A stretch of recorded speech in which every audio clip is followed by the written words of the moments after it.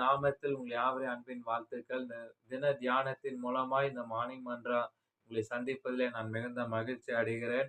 கர்த்தர் இந்த நாளிலே கொடுக்கப்பட்ட தலைப்பு, துன்பம் சகித்து உண்மையை காத்துக் கொள்ளுங்கள். எடுத்து வாசிப்போம். எபிரேயர் 12ஆம் அதிகாரம் 1ஆம் வசனம். ஆகையால் பாரமான யாவற்றையும் தள்ளிவிட்டு நமக்கு நியமித்திருக்கிற ஓட்டத்தை பொறுமையோடு ஓடக்கழுவோம். முற்காலத்துல இந்த கிரேக்க நாட்டில் நடந்த ஒலிம்பிக் போட்டியில மாரத்தான் ஓட்டத்துல கலந்து கொள்ளும் வீரர்கள் ஒவ்வொருவரும் தங்கள் கரங்கள் எரிகிற தீப்பந்தயத்தை ஏந்தி கொண்டு ஓட வேண்டும்.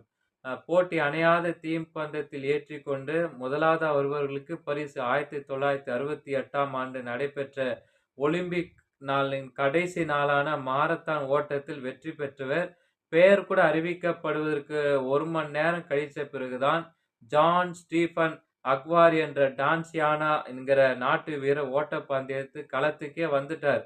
அவர் கால்ல சிறிதாய் ஒரு காயம் ஏற்பட்டு ரத்தம் கசிந்து கொண்டிருந்த ஆகிலும் அவர் நொண்டிக் கொண்டே வெற்றி கோட்டை நோக்கி ஓடி முடித்தார். அந்த அரங்கம் கரகோஷத்தில் நிறைந்து போனது. பின்னர் நிருபர்களிடம் அவர் கால்களில் அடிபட்ட உடனே போட்டியிலிருந்து விலகி இருக்கலாமே.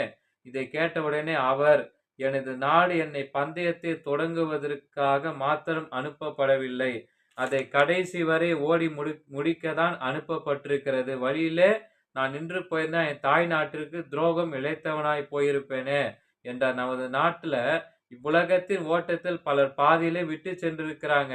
ஆனா பைபிள்ல கூட சில உதாரணங்களை கூட எடுத்து சொல்லலாம். ஆனால் சிம்சோனை குறித்து பார்த்தீங்கன்னா, ஓட்டத்தில் நன்றாய் தொடங்கினான், சரியா ஓடவும் இல்லை, சரியா முடிக்கவும் இல்லை. ஆனா சாலமோன் ரொம்ப ஞானவானா இருந்தாலும் அந்த பெண்கள் மீது அவனுக்குள் இருந்த மோகம் அவனுடைய முடிவு ரொம்ப மோசமாயிடுச்சு.